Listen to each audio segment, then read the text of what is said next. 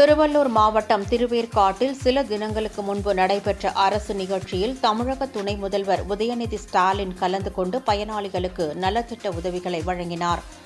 இந்த நிகழ்வில் கடம்பத்தூர் ஒன்றியம் குமாரச்சேரி பகுதியைச் சேர்ந்த 12 பேருக்கு இலவச வீட்டுமனை பட்டா வழங்கப்பட்டது. இந்த பட்டாவை இணையதளத்தில் பதிவேற்றம் செய்ய பயனாளிகள் குமாரச்சேரி கிராம நிர்வாக அலுவலர் ஆனந்தவேலுவை அணுகினர்.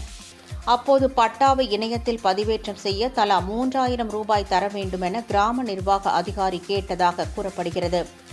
அதன்படி 11 பேர் பணம் கொடுத்த நிலையில் சிவக்குமார் என்ற நபர் மட்டும் பணம் கொடுக்காமல் காலம் தாழ்த்தி வந்ததாக கூறப்படுகிறது. இது தொடர்பாக பின்னர் நடைபெற்ற பேச்சுவார்த்தையில் 2000 ரூபாய் கொடுக்க சிவக்குமார் சம்மதித்தார். இதுகுறித்து சிவக்குமார் திருவள்ளூர் லஞ்ச ஒழிப்பு போலீசாரிடம் புகார் அளித்தார். இதை அடுத்து லஞ்ச ஒழிப்பு போலீசார் கொடுத்த ஆலோசனைப்படி ரசாயனம் தடவிய 2000 ரூபாய் பணத்தை சிவக்குமார் கிராம நிர்வாக அலுவலகத்தில் வைத்து VAO ஆனந்த்வேலுவிடம் கொடுத்தபோது அங்கு மறைந்திருந்த லஞ்ச ஒழிப்பு போலீசார் அவரை கையும் களவுமாக பிடித்து கைது செய்தனர்.